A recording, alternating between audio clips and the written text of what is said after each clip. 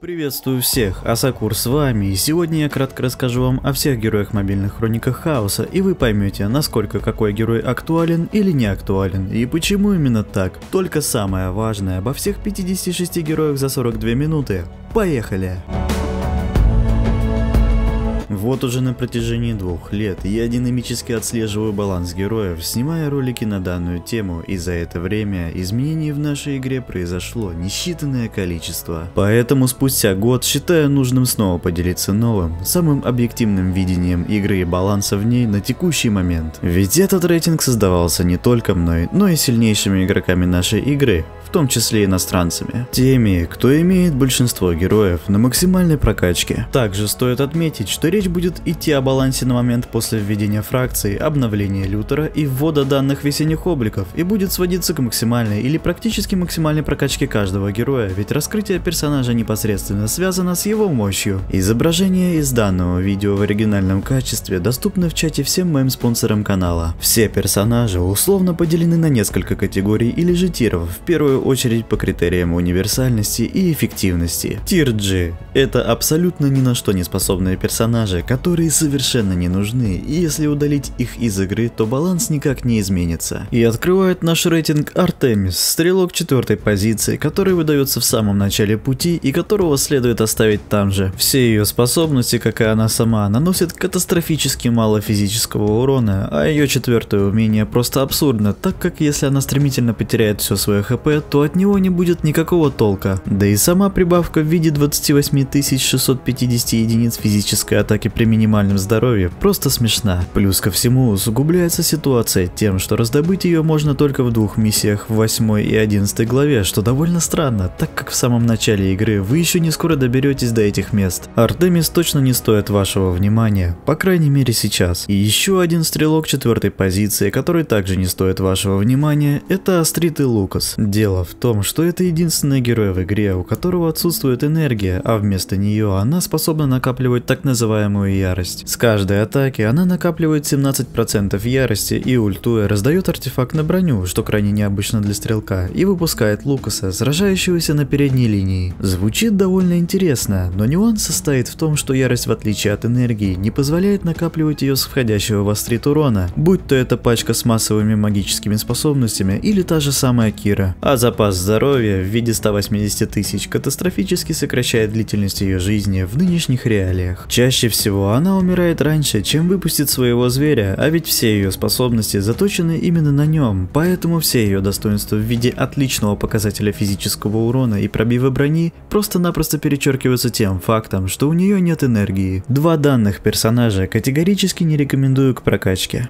Тир D – это крайне специфические и слабые персонажи, которые колеблются между тотальной ненужностью и хоть какой-либо востребованностью. В категорию данных персонажей входят всего 3 героя, и один из них – это Хайди. Он уже получал улучшения ранее, но визуально заметить его на полях боя довольно тяжело. И я говорю сейчас не о его практически бесполезном 4-м умении, а вообще о совокупности способностей обезьяны в целом. В 2022 году чистым уроном в таких объемах никого не удивишь, а тем более и массовыми способностями, которые наносят повреждения не моментально, а в течение нескольких секунд. Реальность такова, что за эти драгоценные секунды и выигрываются бои. Так вот, Хайди в этом аспекте не держит баланс между мощным массовым уроном, а скорее только подзаряжает всю пачку соперника сразу, разгоняя их на ульты. К тому же, он очень требователен к пачке, и направления, по которым его можно использовать, сводятся к бусту его же магического урона, либо игре от первого артефакта на уворот с такими же уворотчиками. Все это означает, что Хайди вписывается только в редких защитных сценариях, и его востребованность в целом крайне сомнительна. Сомнительна и востребованность Кая. Торнадо хоть и привносит неприятности всей команде соперника, подбрасывая и оглушая их на непродолжительное время, а вот все остальные 3 умения не выдерживают никакой критики. 2-я и 3-я способности практически не наносят урона, а в 100% вампиризме с 4-го умения нет никакой необходимости, так как если Кай получает урон, то скорее всего он либо массовый, либо чьи-либо удары совершаются непосредственно по нему. Если же в первом случае он еще сможет прожить подольше, то тычки от физиков, особенно критующие, точно не оставят ему никаких шансов. Он может использоваться в некоторых пачках с героями из Путей Природы или же с Кархом, но его потенциал как самостоятельного мага оставляет желать лучшего, а более интересных героев поддержки в нашей игре уж точно хватает. Еще один крайне специфический персонаж нашей игры — это Джу. От других физиков его отделяет нестандартность в нанесении базовых атак за счет способности наносить их именно по последнему по расположению в пачке герою соперника. Это требуется крайне редко, так как сейчас в игре задний ряд многих составов не так уязвим, как это было в 2017 году при вводе данного героя. Актуальность использования Джу завязана именно на Гидре за счет его способности наносить процентный урон стычек от текущего здоровья цели и за счет бессмертия с ульты. В других случаях комфортно играть с ним в пачке — тяжелейшая задача, которая большинству игроков не нужна. Продолжая говорить о Гидре, обязательно стоит упомянуть эффективность Маджо в сражениях против любой из ее голов. Но по результативности этот герой уже на ступени выше и входит в Тир Си, в категорию ситуативных персонажей, которые используются редко и являются крайне требовательными к своей пачке. Так вот, шаман полезен на Гидре благодаря порче, которая дополнительно наносит определенный процент магического урона, зависящего от количества повреждений, полученных целью за каждые 2 секунды сражения. Данный эффект накладывается на случайную цель в начале боя, и так как Гидра, как и любой босс запределья, единственные оппоненты, то со 100% вероятностью они получат данное проклятие. В обычных сражениях оно также может быть полезным в пачке с Амирой, а именно в тот момент, когда золото взрывается и сверху сразу же прилетает дополнительный магический урон. Плюс ко всему, первый артефакт на пробив защиты от магии среди всех магов до сих пор в дефиците, поэтому в некоторых событиях использование Маджо оправдано, если остальные магические пробивники заняты. Однако его второе и третье умения слишком скучны и не внушают уверенности в будущем, а чисто для порчи на Гидру его можно выкачать просто в фиолетовый ранг и замаксить данную способность. Она будет такой же эффективной, как и на максимальной прокачке Маджо, так как не зависит от каких-либо его характеристик.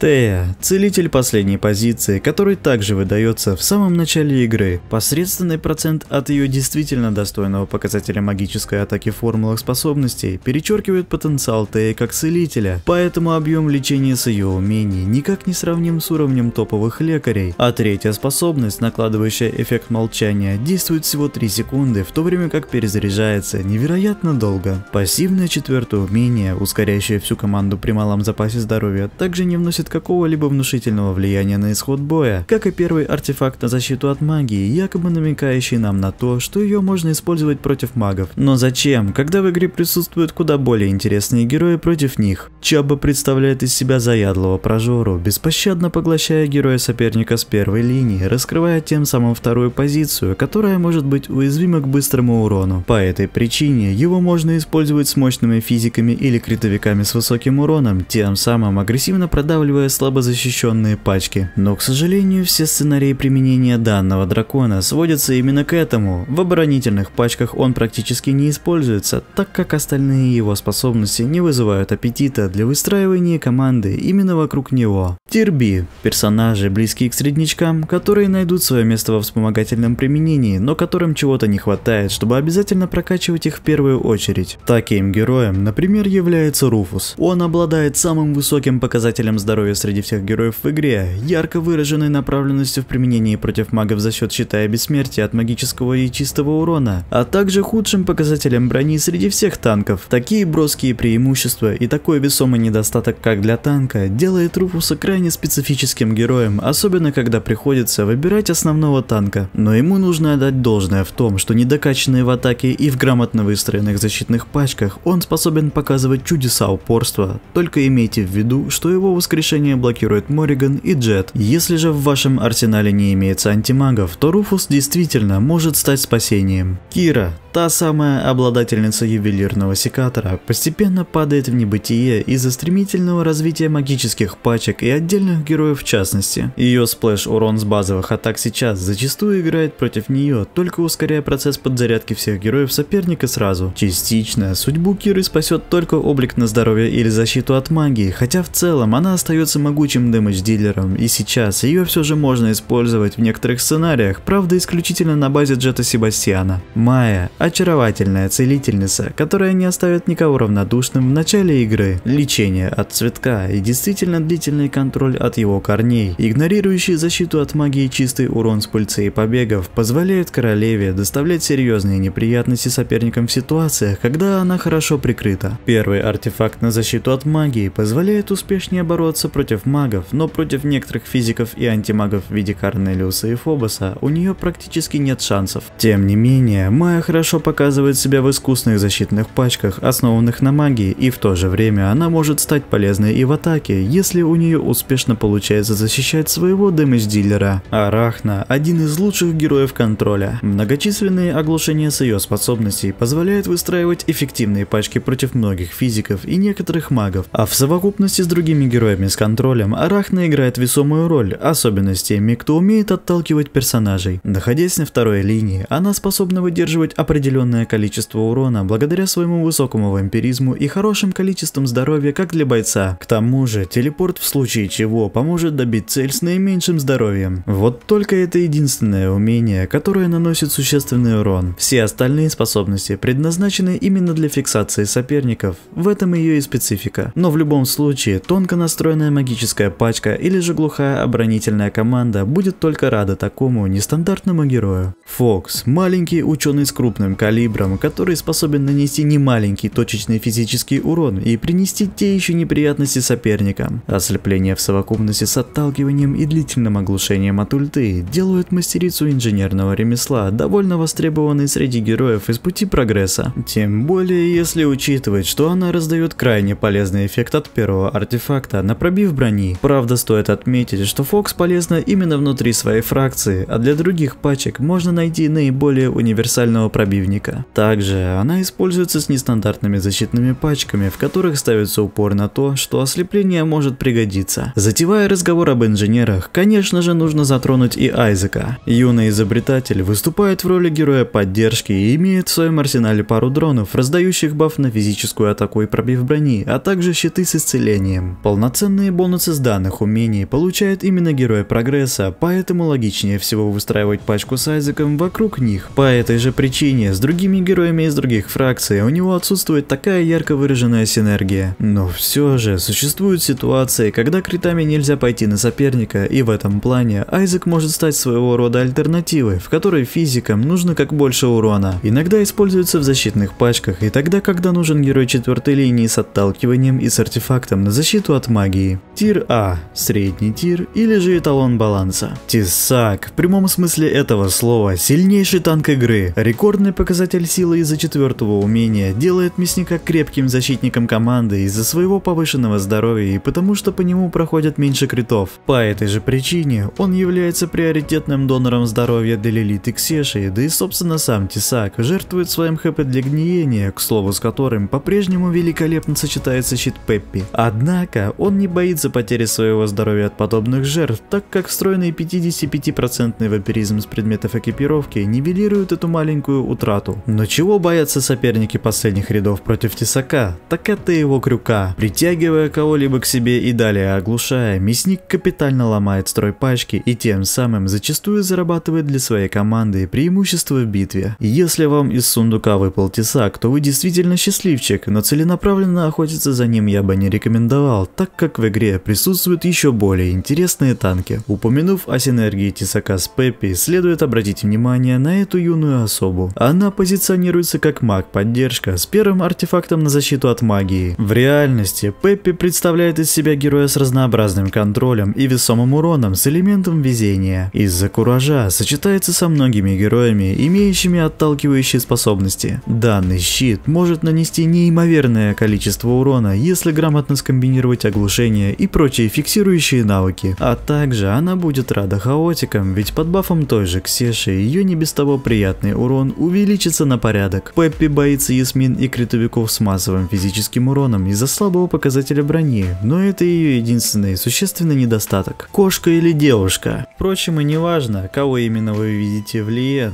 Важно лишь то, что она не терпит посягательств на ее личное пространство, и поэтому для начала Лиен очарует нападающих, а потом позволит своей команде устранить их по одному. Великолепно показывает себя против героев с массовыми способностями и отлично вписывается в пачку к героям из пути таинства, а также часто используется в защитных пачках, когда нужно выиграть как можно больше времени. Орион – грозный ракетоноситель, способный выпускать за бой бесчисленное количество снарядов, раздавая то же самое бесчисленное количество эффектов с первого артефакта на пробив защиты от магии. Если ему ничего не мешает, то благодаря быстрой подзарядке данную машину остановить крайне трудно, и бои против него развиваются очень стремительно. Те персонажи, которые не выдерживают такой темп, обычно погибают уже в первые 30 секунд с начала боя, но в то же время Орион имеет много заядлых врагов, которые очень мешают ему жить, особенно в защите. Дариан – незаменимый герой поддержки в тех случаях, когда необходимо сохранять стабильно высокий запас здоровья последним рядам вашей команды. Как магам, так и физикам в некоторых ситуациях пригодится его аура вампиризма, особенно тогда, когда вражеская команда заталкивает ваших героев в кучу. Он хорош еще тем, что не обязательно вкладывать в него ресурсы, ведь 3 из 4 умений вампира фактически не зависит от его прокачки, а инициация работает даже после его смерти. Эльмир – ловкий физический пробивник, мастерски уворачивающийся не только от летящих в него базовых атак, но и от массовых магических способностей тоже, за счет своей ульты, при которой он отпрыгивает и временно переключает режим ближнего боя на дальний, увеличивая свой физический урон и создавая клонов. Это позволяет ему перевести дух на последней позиции и быстро восстановить свой малый запас здоровья в кругу героев поддержки, а потом снова вернуться и продолжить борьбу в ближнем бою. Таких циклов за бой может произойти сколько угодно, если в какой-то момент команда, сражающаяся против него, так и не поймет, что в ней нет ни одного героя с контролем. Если это действительно так, то такая пачка обречена. Сорвиголова – сумасшедшая укротительница гидр, которая лихорадочно от крита к криту увеличивает свою физическую атаку, не может остаться незамеченной, если вы профессионал в сражениях с гильдейскими боссами. Но и в регулярных сражениях, благодаря точечной направленности в ее атаках, бесконечным выстрелам с ульты и за каждого героя, находящегося позади нее, потенциал сорвиголовы также остается весьма высоким, если обеспечить ее пробивом брони и своевременной поддержкой. Леди Джинджер Хейс, аристократка с пулеметом наперевес, выделяется на фоне остальных стрелков, ведь свинцовая буря в совокупности с достойным пробивом брони и лучшим показателем физической атаки среди всех героев обеспечивает ей полноценное и быстрое нанесение массовых повреждений, а в случае ее нахождения в пачке с героями прогресса, она любезно позволяет пристреляться своим инженерам, чтобы те наносили дополнительный физический урон с атак. Также интересен ее пассивный эффект контузии со второго умения, с помощью которого Джинджер создает синергию с теми героями, которые обладают способностями с отталкиванием. Их список у вас на экране. Данный баф автоматически на 4 секунды значительно снижает скорость передвижения тем персонажам, которые были отброшены. Джинджер может оказаться полезной в агрессивных атакующих пачках, особенно с инженерами, но будьте аккуратны, сражаясь против контргероев от массовых способностей. Цин Мао – страшный сон даже для самых жирных танков. Ее призрачные когти могут расцарапать броню любой жертвы, а потом ослепить и затолкать ее подальше, раздав своим физикам желанный артефакт на пробив брони. Из-за такой пронзительной стези пачки с Цин Мао в наступлении становятся крайне агрессивными и продавливают то, что многие другие пробивники продавить не в состоянии. И остановить команду с ней смогут только несколько крепких героев с контролем. Темная звезда – интереснейший стрелок 4-й позиции. Двойные стрелы, переманивание героев на свою сторону, временное запрещение различных усиляющих способностей и метки, увеличивающие урон от героев со своей фракции. Это арсенал самой необычной лучницы в игре. Все ее преимущества можно развить, добавив к эльфийке либо героев с контролем, либо Джета с Себастьяном, либо же персонажей из ее фракции. Такая универсальность делает темную звезду действительно востребованной, но востребованнее ли некоторых других физиков?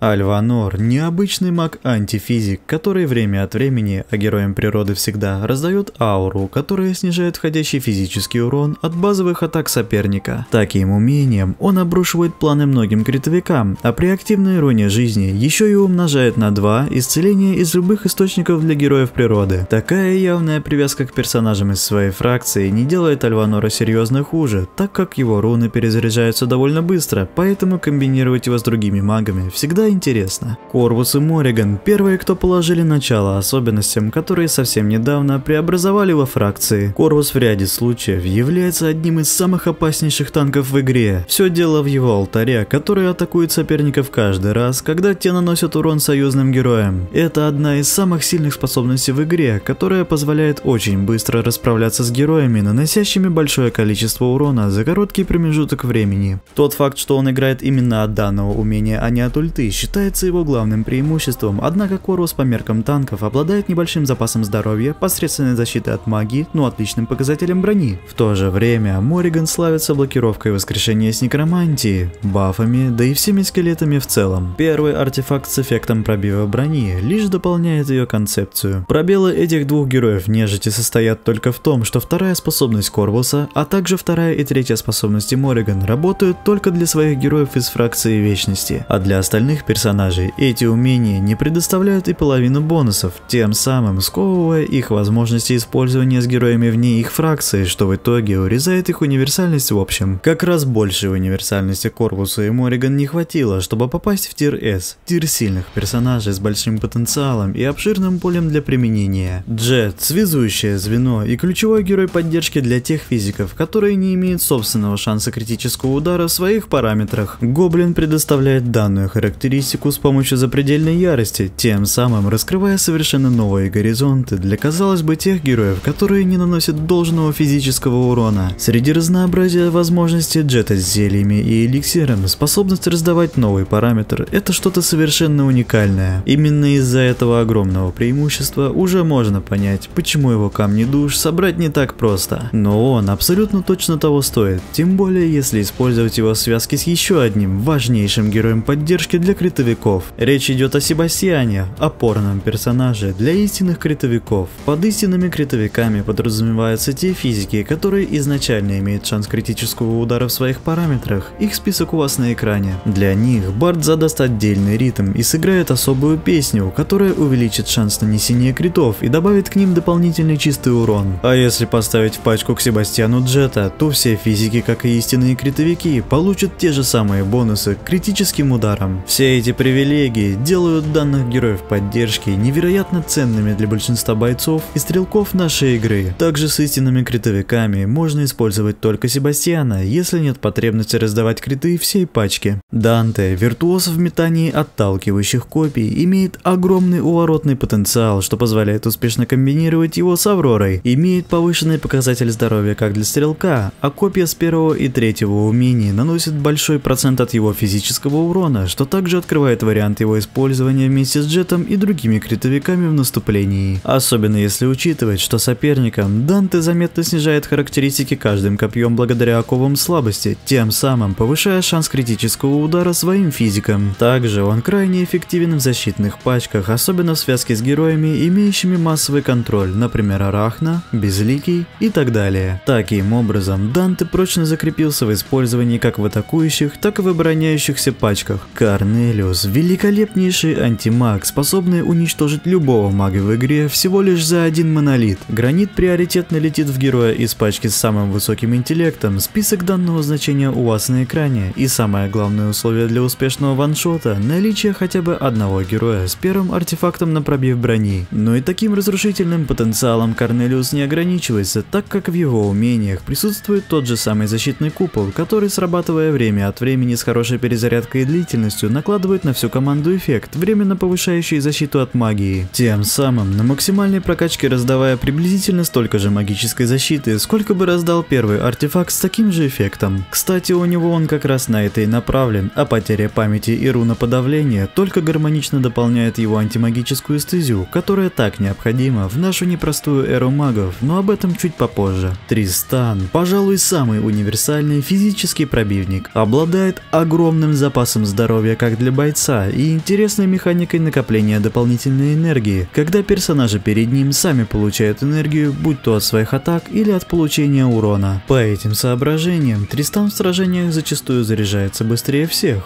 ультует, нанося чисто символический урон, но самое главное, раздает эффект с первого артефакта на пробив брони, который так необходим многим физикам, чтобы полностью игнорировать броню соперников и наносить урон в полном объеме. Поэтому показательны те пачки с ним, в которых присутствуют 2 и более танка, способных нанести урон, который также будет увеличен его вторым умением. Именно Тристану будут рады большинство физиков, ведь чаще всего во время боев в команде с ним все союзники находятся под несколькими эффектами на пробив брони. Этим он действительно хорош. Исмаил, легенда и зверь, боец с демонической формой, ускоряясь и уходя в мираж, наводит страх своим нечеловеческим вампиризмом, полностью излечиваясь буквально за пару ударов, даже если секунды ранее находился при смерти. При надлежащей поддержке с пробивником и Себастьяном способен за миг вскрывать незащищенные пачки и даже при одном контрпике все еще может игнорировать его и идти напролом, оглушая и вырезая соперников катарами, одного за другим. Он один из самых влиятельных физических дэмэдж-дилеров в игре.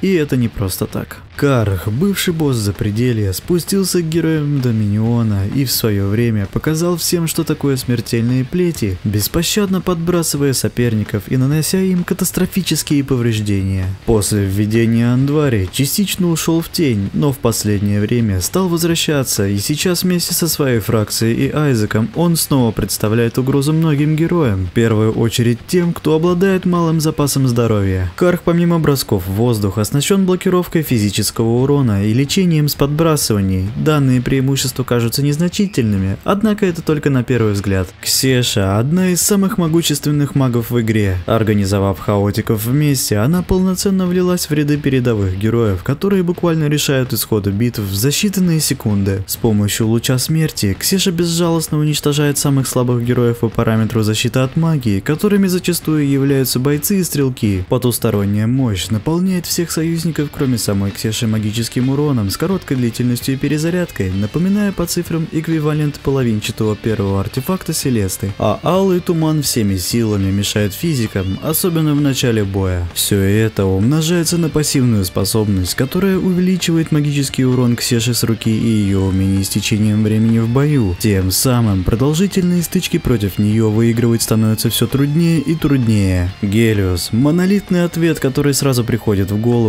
если нужно сражаться против критовиков. Они будут вынуждены столкнуться с небесными хранителями, поглощающими входящий физический урон, а также с пламенным возмездием со сферы солнечного ветра, получая огромный ответный урон, и тем самым у критовиков не остается практически никаких шансов на победу. Поэтому Гелиос и считается одним из влиятельнейших защитных героев. Плюс ко всему, славится достойным показателем здоровья и самым лучшим показателем магической атаки в игре, что, конечно же, можно использовать в своих целях, раздавая ему эффект с первого артефакта на пробив защиты от магии. Галахад – выдающийся прорывной танк для наступлений. Из-за своей отчетливой физической направленности по способностям, первому артефакту на физическую атаку и встроенному вампиризму с предметов экипировки, его можно превратить в агрессивную боевую единицу, способную нанести колоссальное число повреждений. Для этого потребуется синергия Джета и Себастьяна, а также идеальным пробивником к нему в пачку станет Тристан. В качестве дэмэдж-дилеров к Галахаду зайдут абсолютно любые физики, начиная от Киры и заканчивая Дантес Джинджер, поэтому найти ему применение довольно легко. Маркус – незаменимый Сэмми-танк и целитель в одном лице, который в нужный момент излечит ключевых персонажей в вашей пачке и раздаст союзнику с наименьшим здоровьем щит, который заблокирует любой входящий урон, тем самым в некоторых ситуациях своевременно спасая его. Обычно располагаясь на второй позиции в пачке и прикрывая основных дэмэдж-дилеров, зачастую физиков, он снижает возможность соперникам поразить ваших ключевых героев, ведь теперь они находятся не в первых рядах, а где-то посередине. И даже после своей смерти Маркус продолжит влиять на бой в форме духа, время от времени применяя второе и третье умение, тем самым излечивая союзников. Обладает первым артефактом на защиту от магии, достойным показателем брони, но имеет мало здоровья из-за основной характеристики интеллект, а не сила, как у других танков. Тем не менее, Маркус до сих пор очень нестандартен и результативен как в атаке, так и в защите. Еще один благословленный герой и в то же время неординарный танк нашей игры – это Лютер. Обладает достойными показателями здоровья и брони как для танка и немного повышенным показателем защиты от магии за счет четвертого умения. А его уникальность время от времени прыгать во вражескую команду, отвлекая тем самым героев соперника на себя, зачастую оказывается эффективной, хоть и требует тонкой регулировки со стороны пачки с ним. Секрет его использования выполнения довольно прост. Необходимо отсутствие контргероев Лютера, таких как Безликий, Темная Звезда, Ларс и так далее, а также присутствие своей пачки героев, способных за время, в котором Лютер находится в центре внимания врага, нанести достаточное количество урона для победы. Осуществить соблюдение всех условий под него несложно, и если вы найдете верный ключ к его применению, то КПД данного танка возрастет в геометрической прогрессии. Так что если вы обеспечите ему комфортное нахождение внутри пачки соперника, и в то же время у вас в команде будет кому наносить урон, то он сможет стать то еще занозой. Ведь сейчас Лютер — инициатор номер один среди всех героев в игре. Сами танков много не бывает, и Андвари как никогда остается крайне полезным, ведь этот крепкий полутанк-полубоец отлично зарекомендовал себя в сражениях против Тесака и Карха, так как его способность под названием «Живая Земля» защищает от подбрасываний и перемещений. Плюс ко всему, Андвари можно превратить в дополнительного физика на второй позиции, ведь его кулак и хватка по формулам наносит внушительный процент от его физического урона. И если добавить к нему криты от Джета, то повреждения с данных умений станут ощутимыми против тех героев, у которых не так много брони. А для своего союзного героя, у которого не так много брони, Андвари наложит крепкий щит, который поглотит немало урона и преобразует его в бонусную энергию. Все это делает его универсальным в применении, и многие пачки как в атаке, так и в защите используют Андвари не просто так. Зири — крепчайший защитный танк, антифизик. Она держит первенство по показателю брони с нереальным результатом чуть более 40 тысяч, а также имеет огромный запас здоровья, что заставляет нападать на нее магами, а в свою очередь игроки выстраивают защитные команды с ней против магии. Поэтому иногда пробить грамотно составленные пачки с Зири в обороне просто не хватает времени из-за ее периодического закапывания, а в наступлениях она хороша тем, что активирует второе умение и возвращает 100% полученного физического урона своим обидчикам. Поэтому разумнее всего использовать Зири именно с теми героями, которые также контрят физиков. Тир СС – самые универсальные и мощнейшие персонажи, задающие мету игре. И уже второй год подряд данную категорию открывает Аврора. Принцип танкования не на броне, а на увороте вместе с Ореолом, блокирующим 80% магического урона, а также первый артефакт на тот же самый уворот, делают ее уникальным и выдающимся танком среди всего их разнообразия. Повышенный запас здоровья и номинальный показатель пробива защиты от магии выводят Аврору на лидирующую позицию, если нужно использовать какого-либо танка в магической пачке. А в это же время защитные пачки с ней оказываются действительно непредсказуемыми, ведь все, что связано с уворотами, нельзя просчитать на 100%. Справиться с ней как магами, так и физиками не так просто, отчего Аврора и набрала популярность и стала одним из самых универсальных танков на все случаи жизни, кроме тех случаев, когда нужно воскрешение от Астарота. Астарот — объективный самый универсальный танк игры. В 90% пачек можно использовать именно его, и вы точно не ошибетесь, ведь сжигание энергии персонажа соперника позади, разделение урона союзникам, а также самое главное, воскрешение делают Астарота эталоном среди немалого разнообразия танков. Хаотики, олени, сатори, кархи, критовики — лишь часть героев, с кем можно его выставить. Имеет достойные показатели брони и защиты от магии, но малое количество здоровья, однако все равно использовать Астарота — одно удовольствие. Небула — неповторимый герой поддержки, который одинаково необходим как магам, так и физикам. Имеет идеальное расположение среди всех героев на поле боя, поэтому огромное количество дэмэдж-дилеров высоко оценит ее эффект с 4-го умения, который поочередно добавит к их следующим базовым атакам колоссальное значение магического или физического урона, тем самым отчетливо усилив самые различные способности игры. Также ее огромное преимущество как раз и состоит в том, что она в основном играет именно от данного умения, а сжигание энергии и лечение со снятием негативных эффектов идут как приятным и таким же влиятельным дополнительным бонусом. Йорген — главный манипулятор энергии в игре. Запрет набора всем соперникам энергии с ульты, щит, ускоряющий набор энергии союзникам с наименьшим здоровьем, а также временный перенос всего урона на последнего героя оппонента в пачке в совокупности с дополнительным похищением энергии от базовых атак. Вот набор самого одиозного героя поддержки, который который ощутимо замедляет течение практически любого боя. Имеет огромный запас здоровья, в связи с этим может заряжаться дольше обычных персонажей, которые получают в моменте массовый урон. Поэтому существует практика, при которой ему специально не докачивают все, что связано с его хп,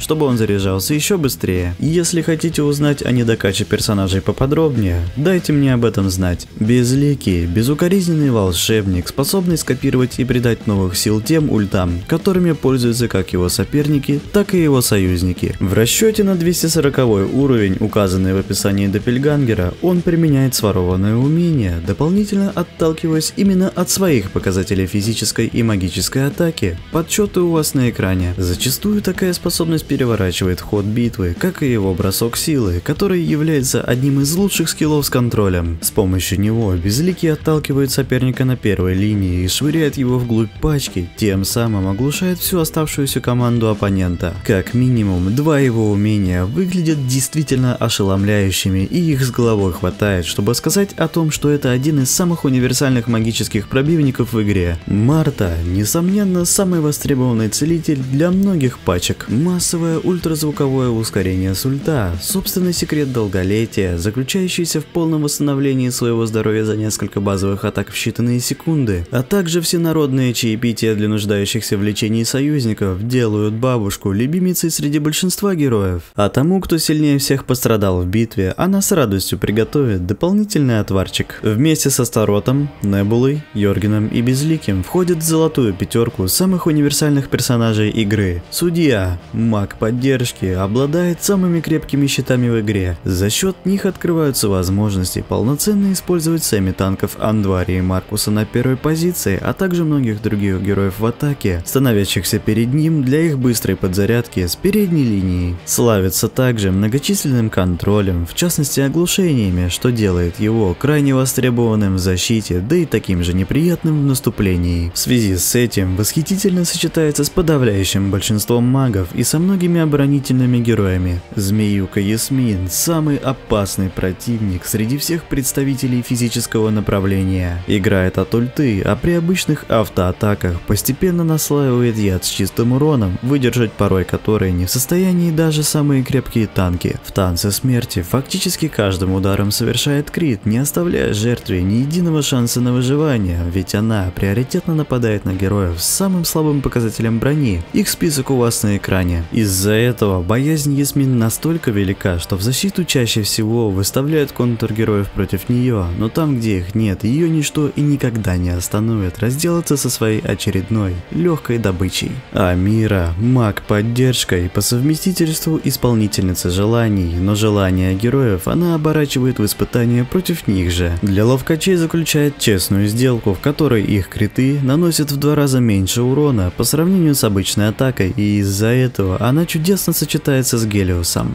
Для силовиков проводит испытания выносливости, сжигая половину энергии, если у героя с характеристикой сила меньше здоровья, чем нужно. А для магов-интеллектуалов Амира подготовила специальную ауру, блокирующую магический урон, если он ниже определенного значения, тем самым разрушая многочисленные комбинации соперника. Вот список взаимодействия ее способностей с героями конкретной характеристики, и что действительно наводит смятение для них, так это то, что данный список кардинально преображается, если Амира получает любой баф на магическую атаку, а ее ульта просто катастрофа для тех героев, которые за короткий промежуток времени не могут скинуть с себя это ненастоящее золото. Это, пожалуй, единственный герой в игре, который после своей смерти продолжает значительно влиять на ход боя, если успеет ультануть, тем самым выигрывая даже в заведомо проигрышных ситуациях. Сатори, матерый маг, ловец манипуляторов энергии, обладает поистине невероятным магическим уроном с меток, и зачастую соперники падают один за другим, если они позволяют ему ультануть. Стал сверхсильным после добавления к мистикам, с которыми у него улучшается второе умение, где он может наложить уже не одну, а сразу 5 меток лисьего огня на всю вражескую команду в начале боя, что эквивалентно такому урону, который пережить не в состоянии большому количеству неподготовленных паков. Поэтому Сатори сейчас один из влиятельнейших магов в игре. Селеста – наиважнейший герой поддержки для большинства магов. Она способна снимать негативные эффекты, исцелять и запрещать исцеление персонажам соперника. Ее уникальное преимущество среди всех остальных магов состоит в том, что на ульту Селесте требуется лишь лишь половина шкалы энергии, тем самым она раньше всех применяет первую способность, а также раздает полноценный эффект с первого артефакта на магическую атаку, но только на половину времени. Этого с лихвой достаточно, чтобы получить для своих союзников неоспоримое превосходство в битве и сфорсировать события как можно быстрее и искрометнее. Ларс и Криста, тандем из самых многогранных магов в игре, уже 5 лет подряд не теряют своей актуальности, а только наращивают варианты в использовании благодаря все время расширяющемуся арсеналу магов поддержки. После присоединения к хаотикам, олени стали настолько могущественными, что они вместе теперь могут бросить вызов фактически любому герою и составу в игре. Ураган, цепные и верхние молнии, ледяные шипы и кристаллы под метками воды постоянно держат в напряжении нападающих, ведь предсказать исход боя против них наверняка далеко не простая задача, а количество вариаций использования Ларса и Кристы продолжает стремиться в бесконечность. Лилит, сокрушительнейший маг со спецификой атаковать среднюю линию, каждый раз наводит тотальное бедствие, сжигая все на своем пути, особенно против физиков, так как ее числа урона, растущие в геометрической прогрессии, как и она сама в течение боя, невозможно подсчитать точно. Однако 100% известно, что это такие значения, которые пережить удается далеко не всем, а если сражение против нее затягивается, то будьте уверены, что шансы победы над ней настолько мизерны, насколько мизерными начнут казаться размеры ваших персонажей на фоне огромной демонессы. Обладает огромным запасом здоровья как для мага и располагается на задней линии, что в определенных ситуациях усложняет борьбу против нее. И последний герой в данном рейтинге — это Фобос. Кошмар наяву для всех магов.